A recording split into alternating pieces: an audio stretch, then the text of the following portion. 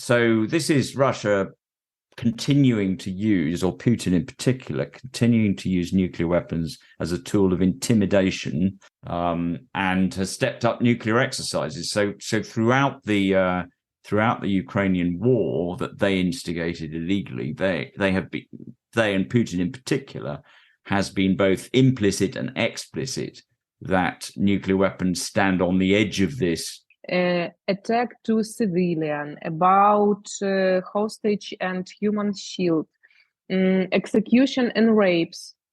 Because this information, execution and rapes, it show us this genocide practice.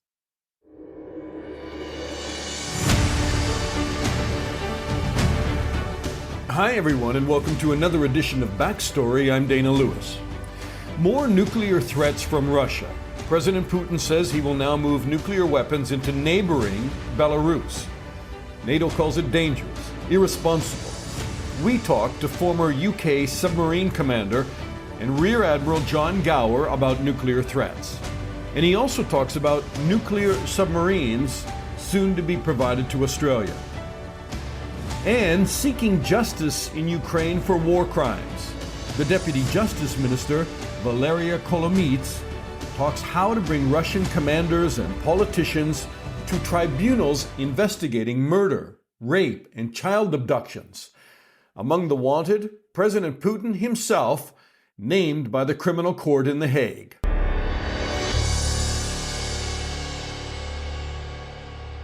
John Gower is a former commander of 2 British submarines and former Assistant Chief of Defence Staff on Nuclear, Chemical and Biological for the United Kingdom's Ministry of Defence. Hi, John. Yeah, good afternoon, Dana. Good to see you again. Let's start with really what is dominating the headlines today, if you will allow me, and that is that Russia's President Putin has announced that he will station nuclear tactical weapons in Belarus. How significant a threat, and to who exactly? Well, it is a significant move, but it isn't a significant increase in threat, to be honest. What it is, it's a continuation of the dangerous nuclear posturing that he has conducted around the invasion of Ukraine. These weapons should not be in Belarus. When the Soviet Union broke up, the former Soviet Union states that gained independence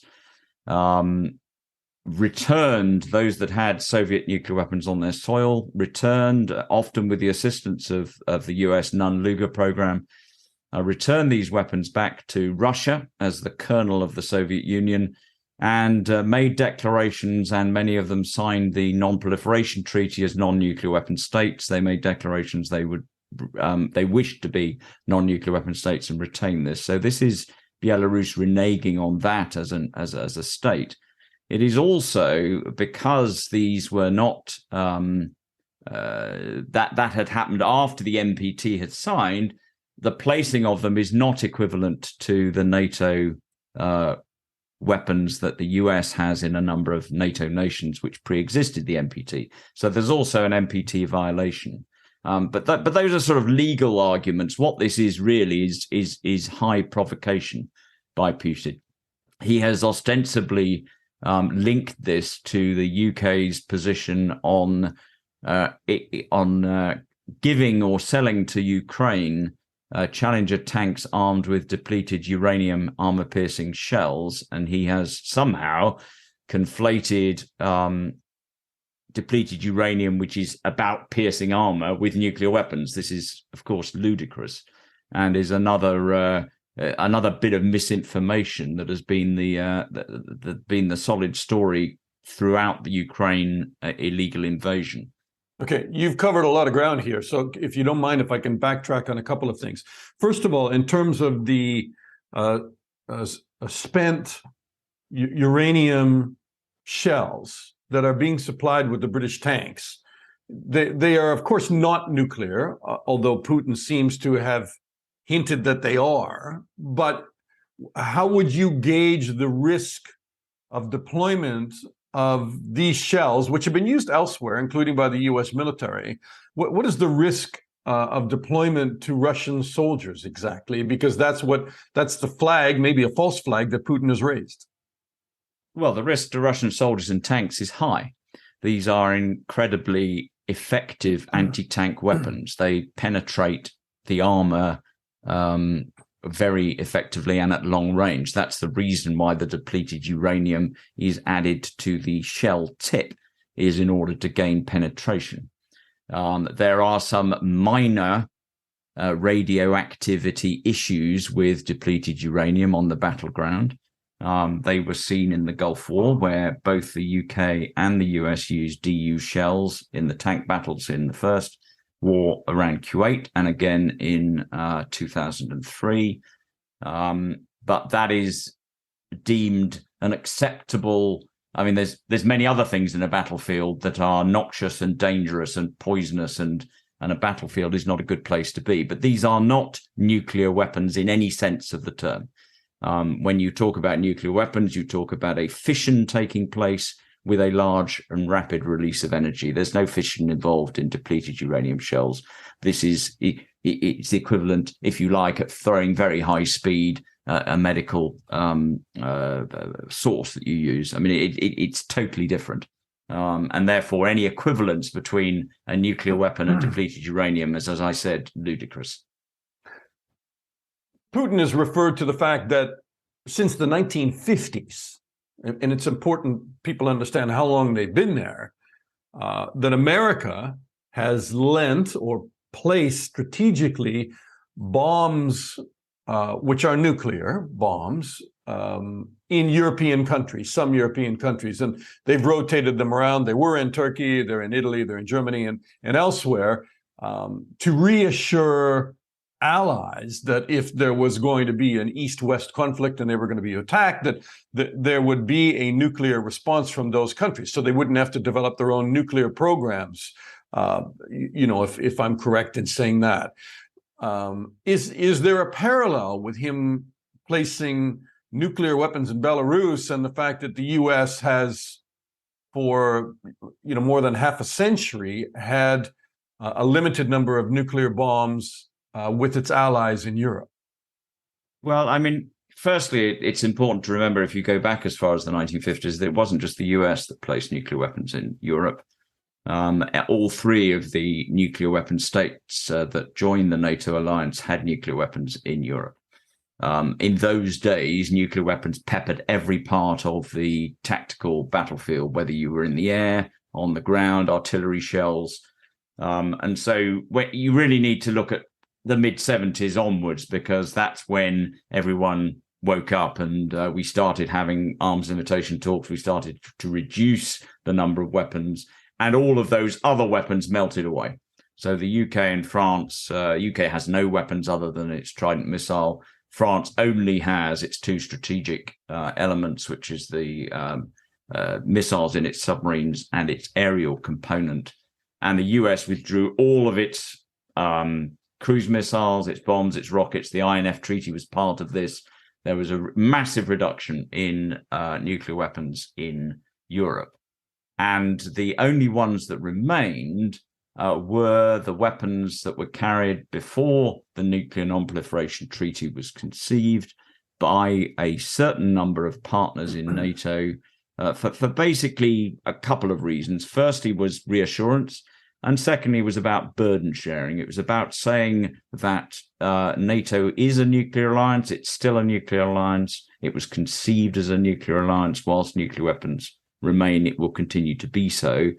And that the nations who were not nuclear weapon states should not necessarily simply rest on the nuclear weapons of the three NATO nations who are. And so burden sharing, in other words, a collective sharing of the decision, is natural because NATO works on consensus, but also a collective sharing of the use of these nuclear weapons. In other words, the US bombs, which sit in a number of countries, and I won't confirm or deny names of those countries, they would be taken into the air by aircraft operated by the airmen, by the air forces of those countries, under what would become a dual key arrangement. Both the country launching them and the country delivering them, the US would be involved. And that was taken into account in the drawing up of the Nuclear Non-Proliferation Treaty.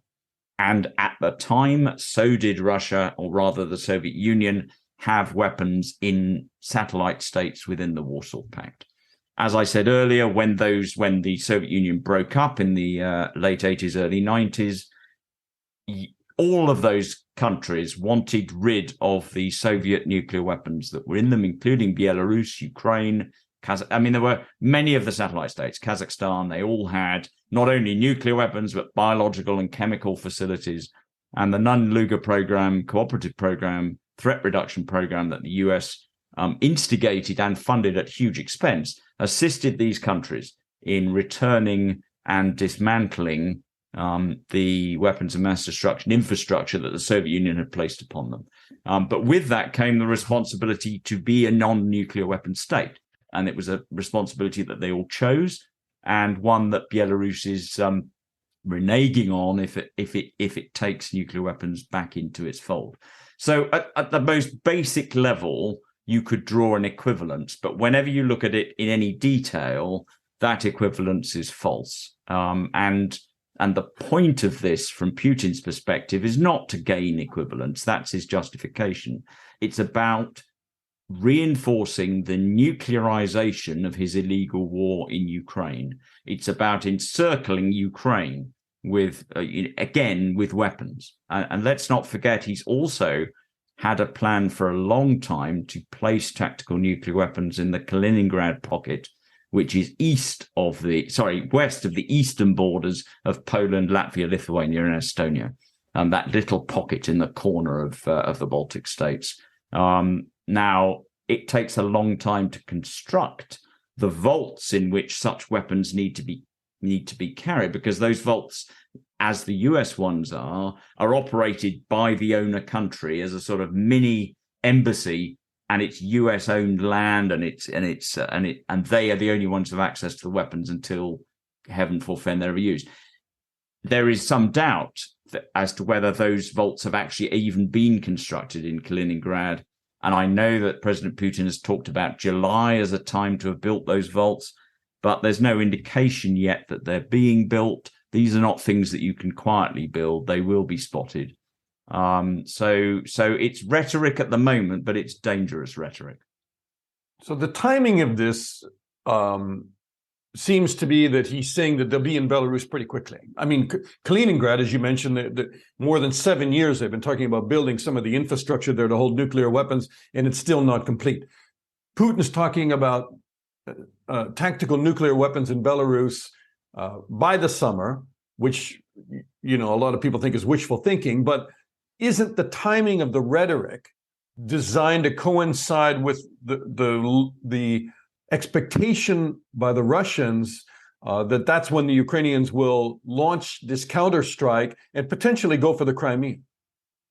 Well, I wouldn't speak about the Crimea, but certainly all indications are that the Ukrainians have contained the latest onslaught, in particular around Bakhmut and other places, and there's a lot of talk about a counteroffensive.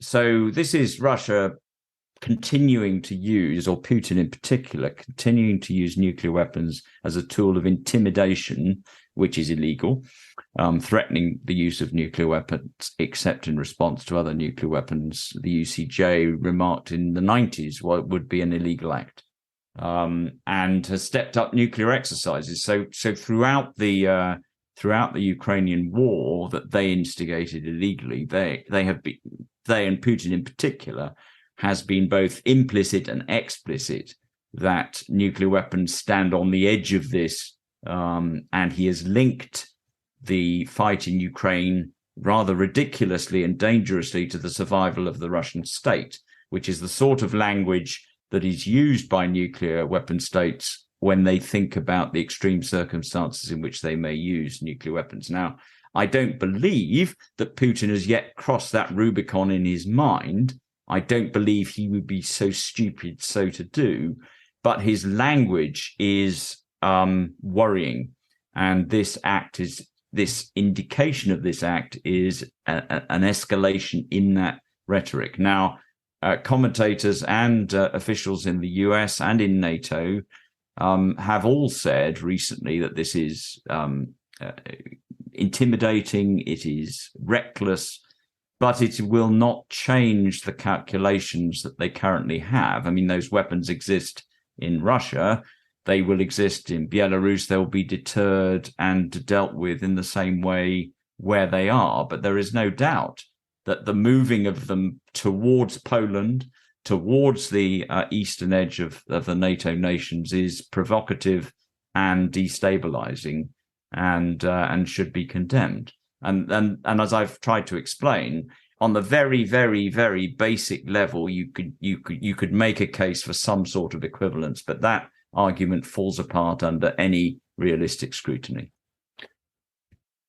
Putin makes these comments about tactical nuclear weapons to Belarus and speaks out against the spent uranium shells that could be deployed by Ukraine during the conclusion of his meetings with President Xi of China in Moscow, and then within days of that also, where he talked about Belarus.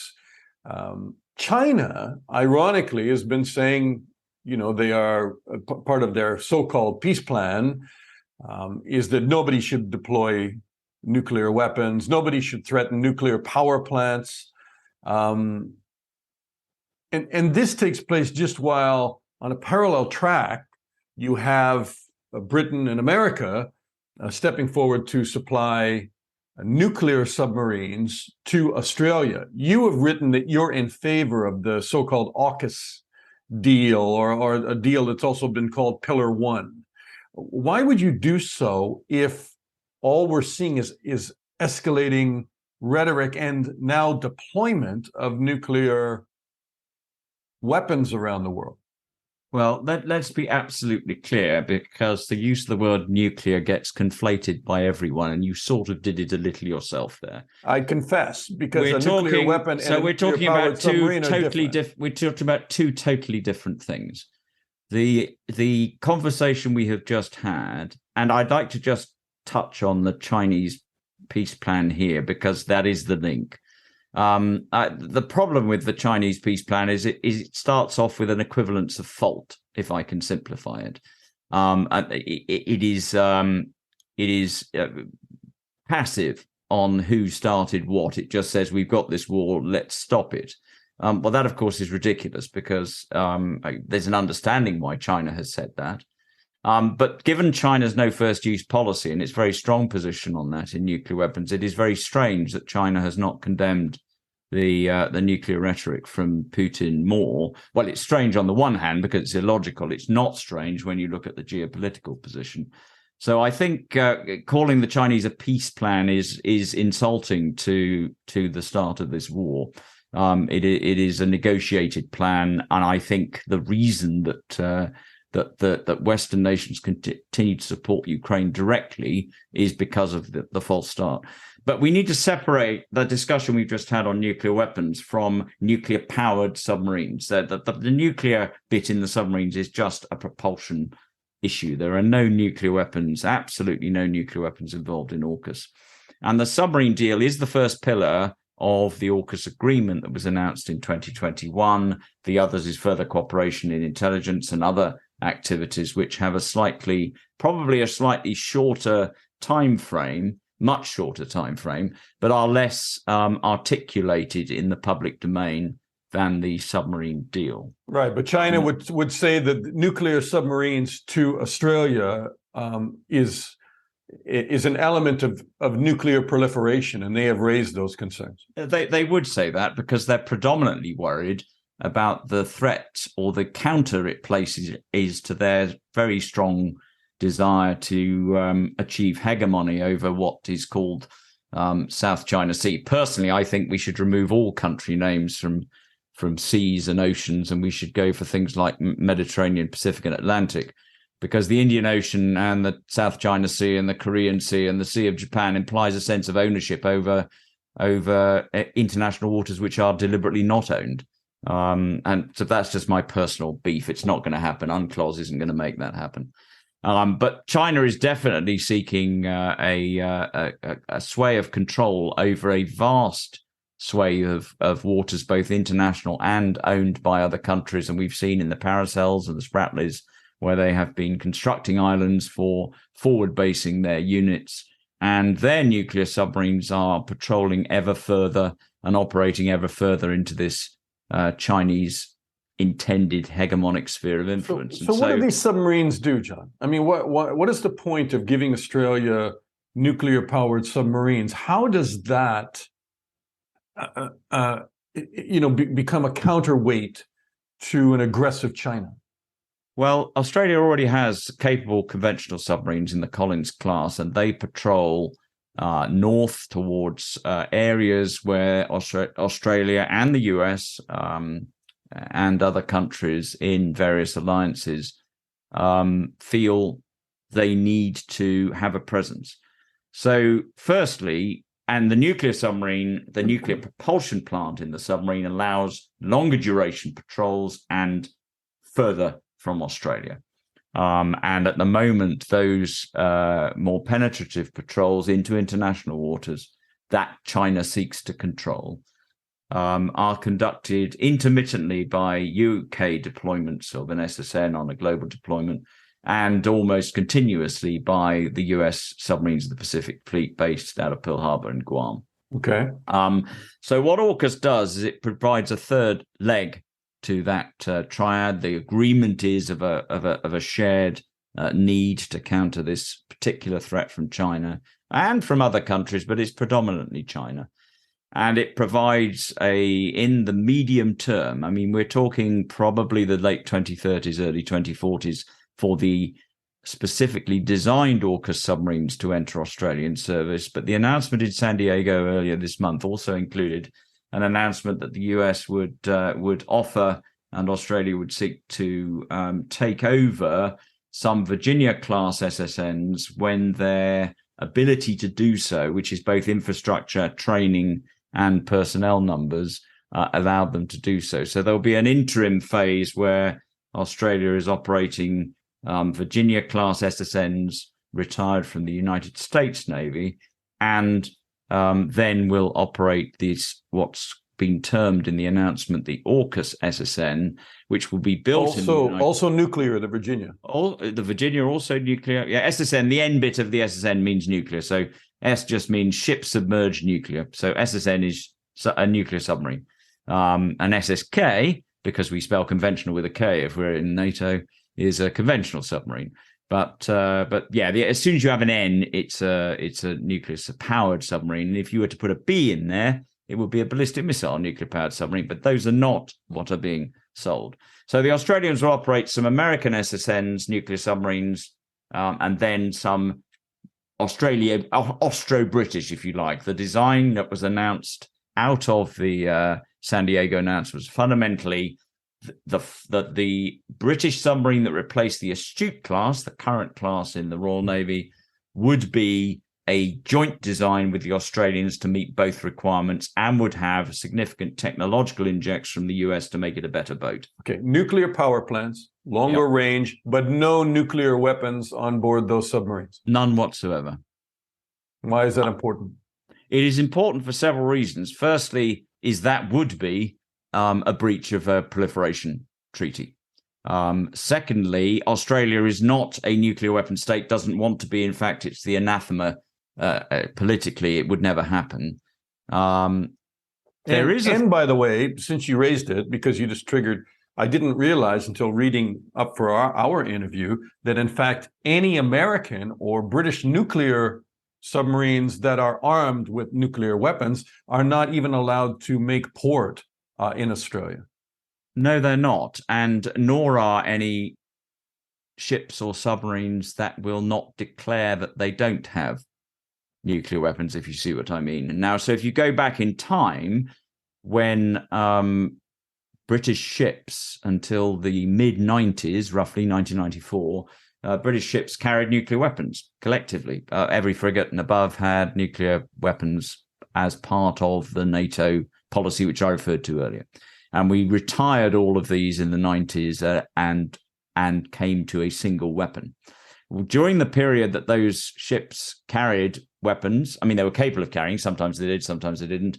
We had a policy of neither confirming nor denying whether any ship at any one time had any weapons, and none of our ships with that policy could visit Australian ports.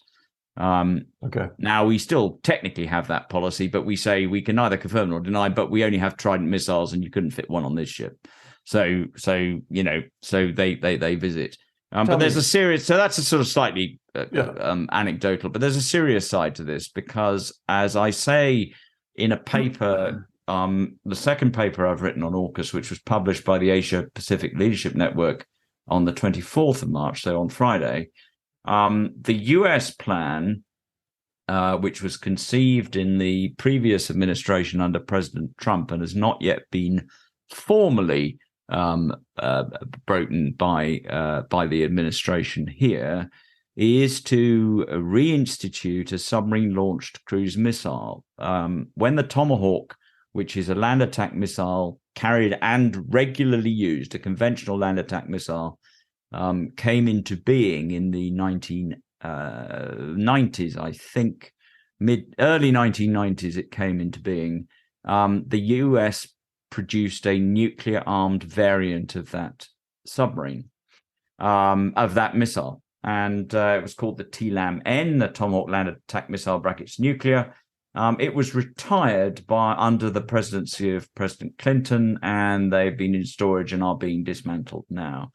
The Americans and supposedly the Russians also took nuclear-tipped cruise missiles off their submarines, or at one point there wasn't a formal agreement, but they had said that they would not deploy with nuclear-tipped cruise missiles, correct? Well, although they were not covered by the INF treaty because that dealt with land-launched weapons only, there was a sort of tacit agreement that they would be removed, but they have been put back in Russian submarines, and President Putin has made a thing of that. The caliber cruise missiles carried by modern Russian submarines have a nuclear capability. But so why do you, why do you support AUKUS? But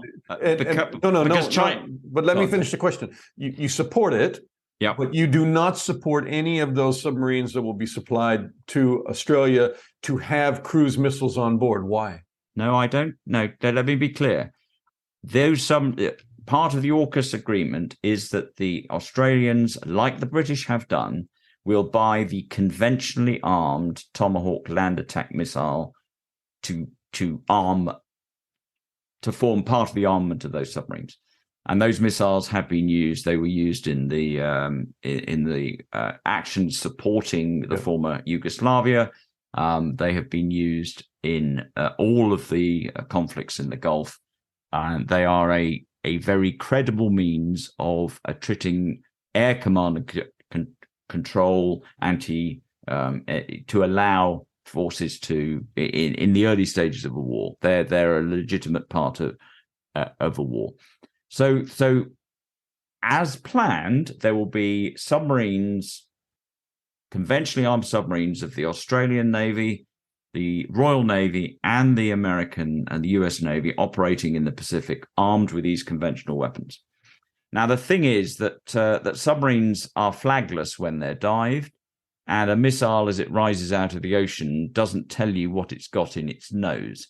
So at the moment, you can be absolutely certain, were you China, i.e., or India, because they're close, the nuclear-armed states of the East, of the Western Pacific, can be confident that if a missile comes out and it's not a ballistic missile, it isn't nuclear. So they don't need to worry about it being nuclear. If, however, America chooses to reintroduce into any of its SSNs the capability for that missile to be armed with a nuclear warhead, that taints immediately all three nations, even though two of them will never field that weapon, because you can't tell which submarine has fired it.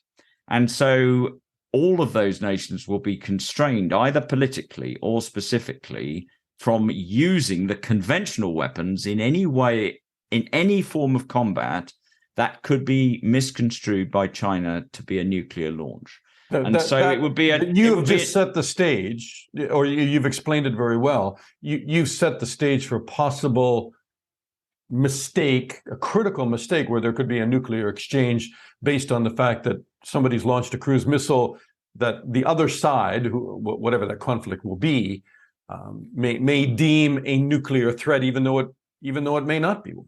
That potential already exists. I'm just saying that this adds one in the submarine dimension. That potential already exists because Russia has dual capable weapons, and America and France have dual capable weapons in that they launch cruise missiles from the air that can be either conventionally or nuclear armed. So I'm just saying that, and that is why I and others have been campaigning for many years to ban nuclear cruise missiles or any weapon that is dual capable, because of this miscalculation, misinterpretation risk.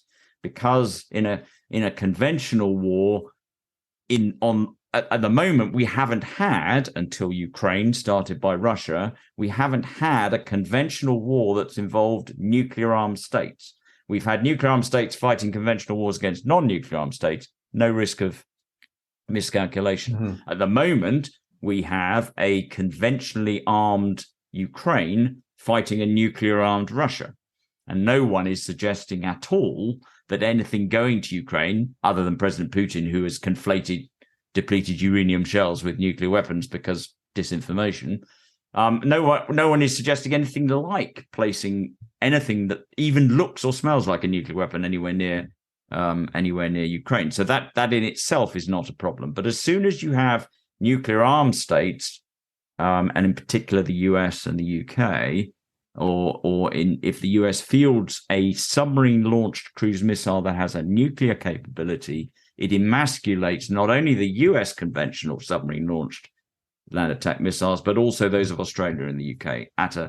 And it would be an own goal of monumental proportions, because such weapons, frankly, add no appreciable gain to America's national security, given the rest of their arsenal in the nuclear world, and add to this miscalculation and misinterpretation risk, which already exists with other cruise missiles, but it would simply just add another dimension of risk. John Gower, former Rear Admiral for the UK Ministry of Defence. John, thank you so much. My pleasure. Thank you. All right, joining me from Kyiv is Valeriia Kolomiiets, who is the Deputy Minister of Justice of Ukraine for European integration. Valeriia, welcome and thank you for your time. Thank you for invitation.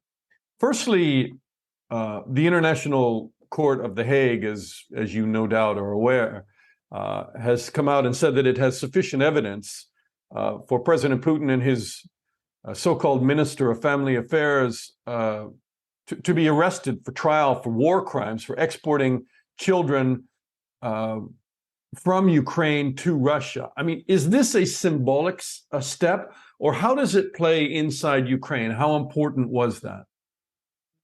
It's very important, and it's not just only symbolic step, because like we understand, this is just first stage to show all of the world that Putin and his regime, they produce not only war crimes, but they produce a genocide. And like I don't know, maybe you know, maybe you don't know, but when we talking about deportation of children or deportation of another groups of people, it's one of least things that can show us that that Russia Federation and their troops make a genocide. What about the notion, and this is what the Russians say, that they are protecting those children? You see, it's not true. We all understand this. First of all, why? Because when they took these children to the Russia Federation or to Crimea,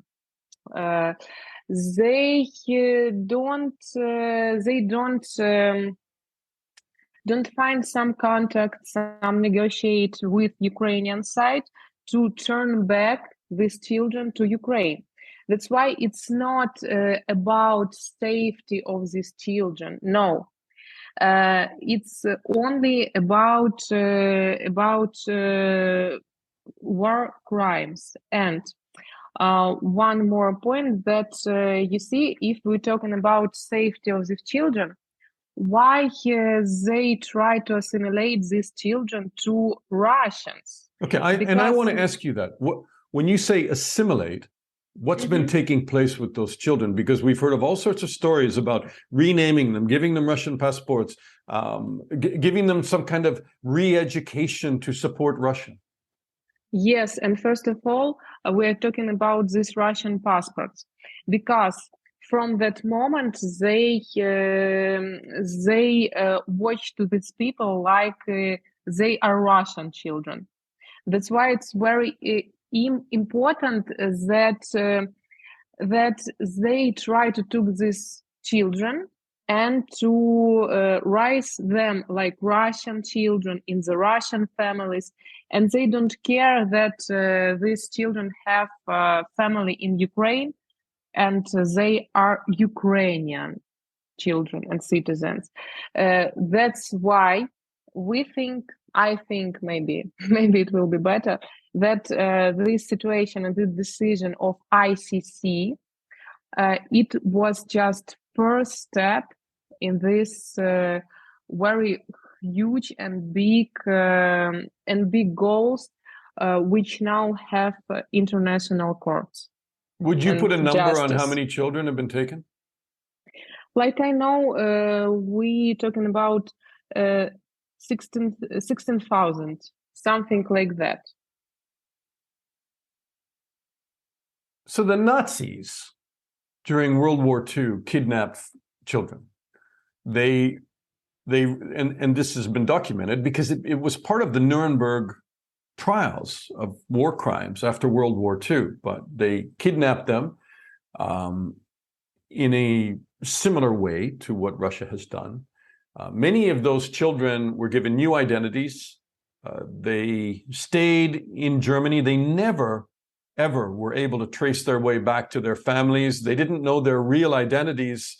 Many of them at the end of the war simply didn't know where to go, who they were, and remained in Germany after the war. The tragedy for those children and those families, if any parent can try to imagine how difficult and inhumane that was. And would you draw a parallel with Nazi Germany in World War II and what the Russians are doing now with Ukrainian children? Of course, and not only with Ukrainian children, but with Ukrainian women, men, with Ukrainians at all, because, like you see, they hate us for who we are. Just only. They hate our language, our culture. That's why they want to kill our future. And I think this is the reason why they work with the field of education and in temporary occupied territory, and why for them is so important to take our children from Ukraine and to give them new identity, new language, and new culture. Far more than. Yes. I'm sorry, go ahead. It's only because they want to kill Ukrainians as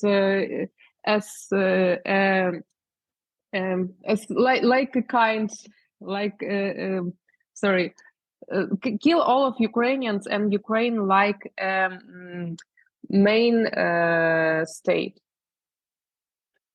What other war crimes? Because there are far more being investigated than just, and I wouldn't minimize it in any way, than just the kidnapping and taking of children. There are many more war crimes that you're looking at, and you are supplying information to the courts in Europe and in particular the International court in The Hague? We work in, Ministry of Justice. We have working with European Court of Human Rights, and we show them all of the violation of human rights in Ukrainian territory, like in Ukrainian territory and in temporary occupied territory. We have couple main cases. First of all, it's case about Crimea, and second, it's a case about Donbass. And image it includes this situation, and with MH17. And now we collect which was the airplane that was shot down by an anti-aircraft missile that obviously, by all evidence, came from Russia, was supplied by Russia, was put there by President Putin's regime. But in terms of the war crimes that you're investigating after February 24th, when this illegal invasion took place, what are you focusing on? I mean, if you had a sort of a top list of those crimes. You see, we are interested in collect some information which can show us the administrative practice.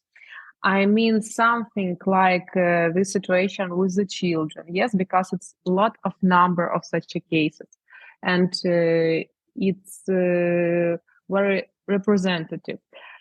So after that, we are interested and collected some information about attack to civilian, about hostage and human shield, execution and rapes. Because this information, execution and rapes, it show us this genocide practice. Maybe not even more like this situation about deportation of children, but something like this. We don't have. Is this so? It's a very important subject. Is that yes? These rapes, for instance, that are occurring, are they casualties of war, things that just happen in war zones with young soldiers? Or are they administrative, to use your term? Are they directed, and is it a weapon of war that Russia is using to terrorize in Ukraine? For our opinion, it's a kind of weapon, and it shows the genocide of Ukrainian. Why? Because first of all, the soldier who like we can understand, we can blame for these rapes and execution, etc. They did it because they hate Ukrainian women, children and men, because not only women are violent victims of these rapes. No, even children. They did it because they want to not only humiliate the victims of these rapes, etc. They want to, like I said, they have a goal to try to hurt, physical hurts to these women that in the future they could be mother, something like that. And we understand it. It's a very interesting situation because, like we can see from the statistic of Office of the General Prosecutor, we don't have a big number of these rapes. But in the same time, we need to understand that for us, important is not a lot of numbers, but the reason of these crimes and their goals. And like I said, we understand that it's not something something current situation. It's administrative practice. Help me understand, Valeriia, if you can, how after you collect all these cases which are ongoing, and some of them have been documented, where a Russian soldier opens fire intentionally on a car, knowing that there are unarmed people inside, women, they've injured men, they've called home to their families. In Russia, you have tape recordings. I mean, you actually have very complete cases of some of these attacks on civilians, for instance.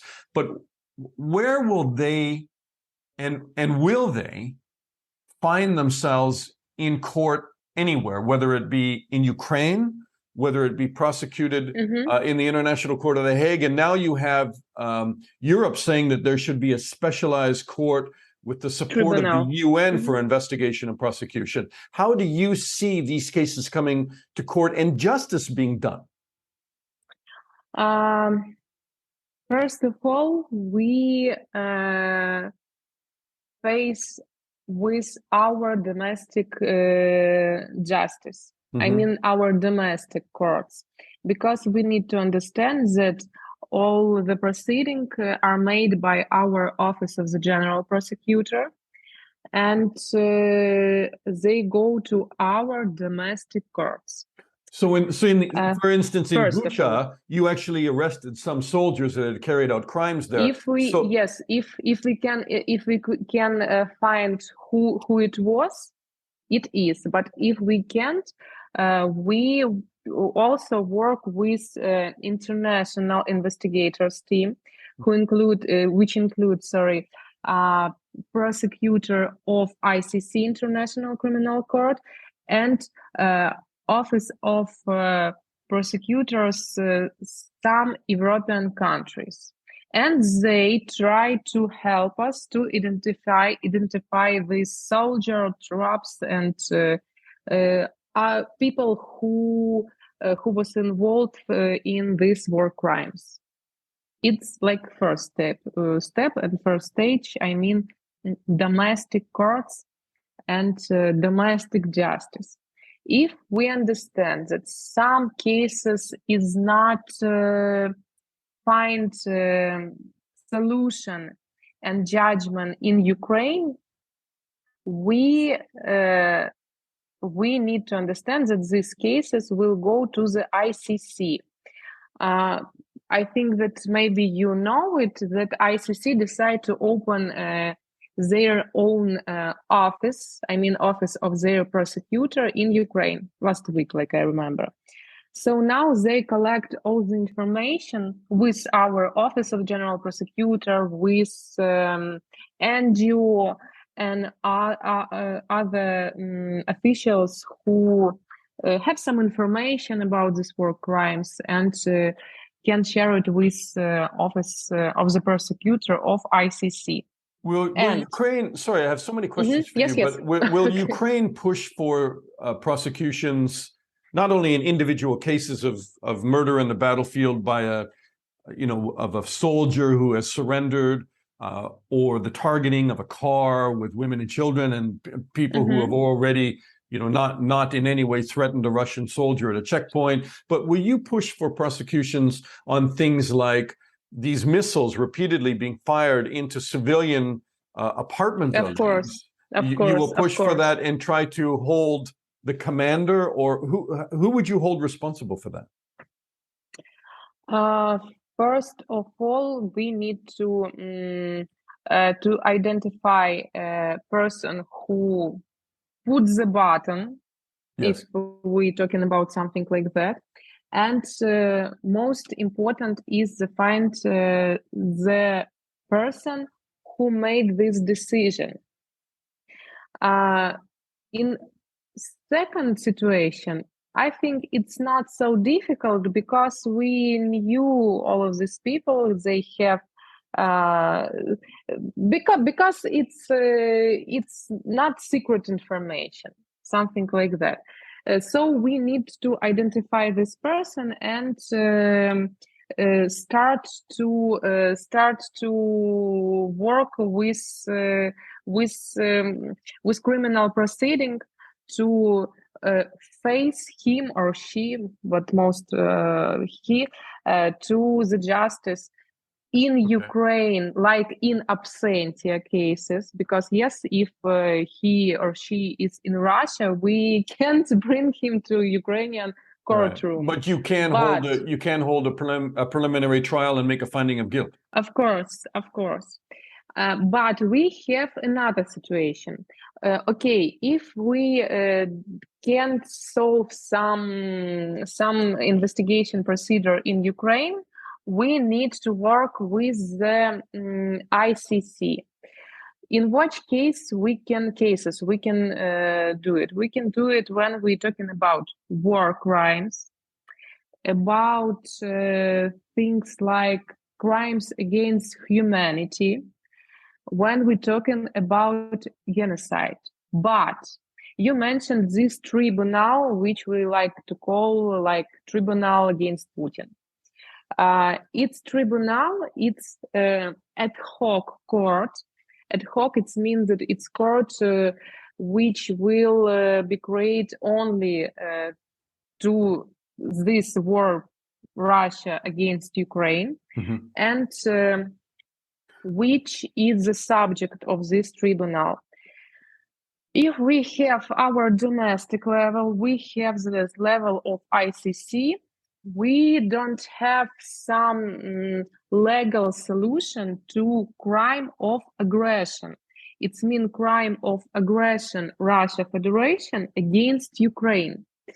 So we understand that we need to find some legal solution, and we decide to create this tribunal because it's only one way to face Putin, face to justice for this aggressive war. The tribunal on a war of aggression is at what level? Yes. Though? Is that Ukrainian or that's European? No. It's it's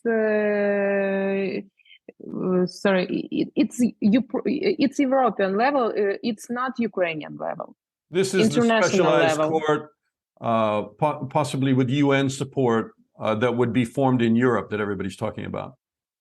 Yes, and you see, when we're talking about something like tribunal, like ICC, like some compensation mechanism, which we are launched now, yes, we understand that we can create this mechanism by ourselves, not only because we don't have some money or something like that. No, we need, we understand that this justice, we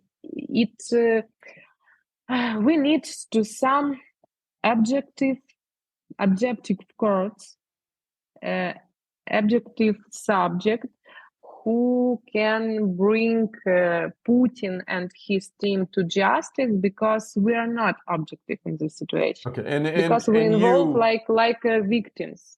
And you, and Ukraine. Do you, in terms of Ukraine's push for these frozen funds in Europe being used for reconstruction, do you think that that discussion, which has been going on for a year now, do you think that that is gaining momentum now? Of course, you see, we launched this project, which we called compensation mechanism. Now we create a register of demands in huge, and from I think it's a better time for it. Why? Because we want we have a lot of problem, not even when we're talking about reconstruction. No, because now we have lot of problem which need to be solved. Yes, sometimes with money and only with money. We have many assistance and helps for EU, from the USA.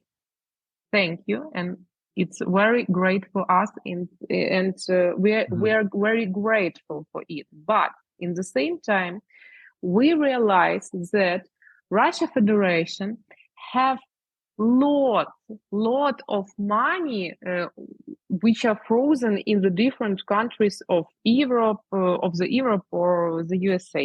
Mm-hmm. And for us, it's very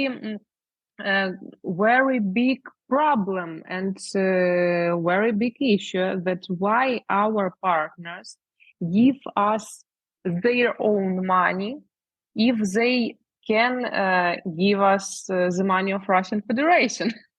Even now, because I don't talk, this mechanism, it's not like reparation, which can be done after our winning only. We think that this money can help us and help our partners who now involved in the assistance of Ukraine even now. Last And question. it's important things for me. And there are hundreds of billions of dollars that will be needed for the reconstruction of Ukraine. A lot of the fighting that's currently being done has been spearheaded by the Wagner Group and Yevgeny Prigozhin. Do you see the Wagner Group as in a separate category here, a group that has to be investigated for war crimes? And is Yevgeny Prigozhin, in your view, a war criminal? Of course, and like I know, our Office of the General Prosecutor and prosecutor of the ICC collect many evidence about it. So as for me, he is. But we need to understand that last word will be in some court decision. I mean, like our Ukrainian domestic courts or ICC, or maybe this tribunal. But I think that if you're talking about this person, it's about ICC jurisdiction. Why is Prigozhin a war criminal in your view? Because he systematically violent against human rights, against civilian society, and even those people who was involved in his group. Yes, they sometimes, but they are victims too. I don't tell you about all of these troops, but I mean that this practice, how they involved people to this group, it's illegal too. And are you pushing the International Criminal Court in The Hague to also bring charges against the Wagner Group? I think that it's question be better to ask in Office of the General Prosecutor, and maybe prosecutor of ICC. Why? Because it's not something that we decide which crimes will be judged in ICC. They decided by themselves. So Valeriia, it's not my opinion and my responsibility. And I know there's many cases that are taking place right now. There are many investigations, and there are many people involved at different levels. It must seem mind-boggling to you at times, just how many investigations and how small your department is in terms of covering an entire war over large parts of your country, and this will go on for years. So, Valeriia Kolomiiets, Deputy Minister of Justice for Ukraine, I mean, it's really a pleasure to talk to you. I hope we can do this again, and thank you so much for your time. Thank you. And that's our backstory this week. Thanks to John Gower and Valeriia Kolomiiets. The war in Ukraine is about to enter a new phase as Ukrainian soldiers may be launching counter-offensives and aiming to take back illegally seized lands taken by Russia. More tanks were delivered this week from Germany and Britain, and from America, Stryker vehicles and more. Bakhmut, a town fought over for 7 months, is holding, say Ukrainians, and it's a killing field for Russian soldiers, including those from Wagner Group. So much more to come in this Russia-Ukraine conflict, except, sadly, for now at least, some kind of Russian withdrawal from a country it illegally invaded and continues to pummel with rockets and missiles and bombs, with no regard for 44 million civilians caught in the crossfire. I'm Dana Lewis. Thanks for listening to Backstory, and I'll talk to you again soon.